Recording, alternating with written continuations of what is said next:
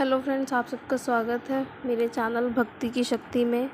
आज मैं आपको बताऊंगी कि गुरुवार का व्रत कैसे रखिए और उसके क्या क्या नियम हैं, कितने व्रत रखने चाहिए, उसके उद्यापन कैसे करें। तो चलिए हम जल्दी से अपनी वीडियो स्टार्ट करते हैं। और स्टार्ट करने से पहले प्लीज़ अगर आप मेरे चैनल को सब्सक्राइब कर दीजिए तो आप सबका बहुत बहुत धन्यवाद। तो आइए हम अपनी वीडियो स्टार्ट करते हैं। तो फ्रेंड्स, सबसे पहले हम बताएं कि जो गुरुवार का व्रत है तो वो पौराणिक मान्यताओं के अनुसार गुरुवार का दिन भगवान विष्णु और बृहस्पति देवता को समर्पित माना जाता है। तो यही कारण है कि गुरुवार के दिन लोग भगवान विष्णु और बृहस्पति देवता की पूजा अर्चना करते हैं।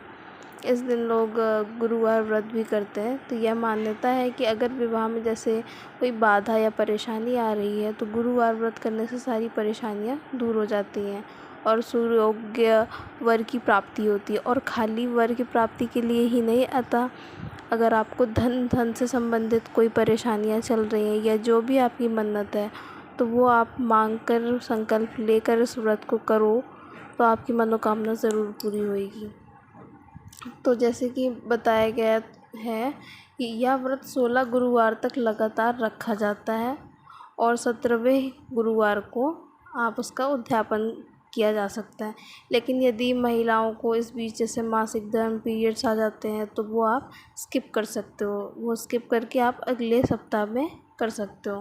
पर उसके अलावा कोई और बहाना नहीं चलेगा कि जैसे आप कहीं शादी अटेंड कर रहे हो तो आपने व्रत छोड़ दिया, तो ऐसा नहीं है। सिर्फ आप मासिक धर्म के टाइम में आप ये व्रत छोड़ सकते हो, वरना आपको लगातार ये व्रत करना ही है।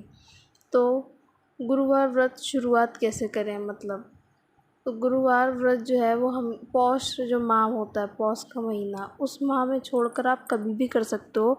किसी भी महीने के शुक्ल पक्ष के जो गुरुवार पड़ता है ना, तो वो आप उस गुरुवार को आप अपना व्रत स्टार्ट कर सकते हो। और इसकी विधि बहुत इजी है। गुरुवार को आप जैसे नित्य कर्म, सुबह उठकर नित्य कर्म करो, स्नान करो, उसके बाद पूजा घर में हो या तो केले के पेड़ में हो, तो उसके अगर पूजा घर में कर रहे हो तो आप विष्णु जी की फ़ोटो लगा के, मतलब जैसे आप मंदिर में पूजा रोज़ करते हो तो वैसे आप विष्णु जी की पूजा करो।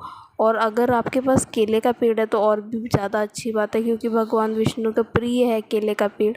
तो आप केले के पेड़ में भगवान विष्णु की मूर्ति या तो फिर कोई भी तस्वीर हो उसको रख के आप उनकी पूजा करें।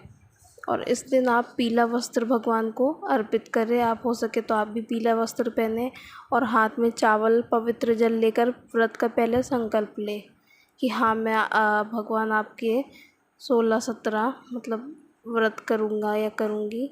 तो एक लोटे में पानी और हल्दी डालकर पूजा के स्थान पर रखें। भगवान को गुड़ और धुली चने की दाल का भोग लगाएं। तो गुरुवार व्रत की कथा का पाठ करें जो आपको बुक्स में मिल जाती हैं, या तो आप नेट से भी निकाल सकते हो पूरी कथा। तो फिर कथा पढ़ने के बाद भगवान को प्रणाम करें और हल्दी वाला पानी जो है वो केले की जड़ या किसी अन्य पौधे में जाकर डाल दें, उनकी जड़ों में। तो बस सिंपल यही आपका था। और खाने में आपको केला नहीं खाना है, क्योंकि केला भगवान विष्णु को चढ़ता है, तो ये निषेध है, केला आप बिल्कुल भी मत खाना। और चावल आपको नहीं खाना है, क्योंकि भगवान विष्णु जो है उनसे एकादशी रिलेटेड है, इसलिए भगवान विष्णु से रिलेटेड किसी भी चीज़ में हम चावल का प्रयोग नहीं करते हैं।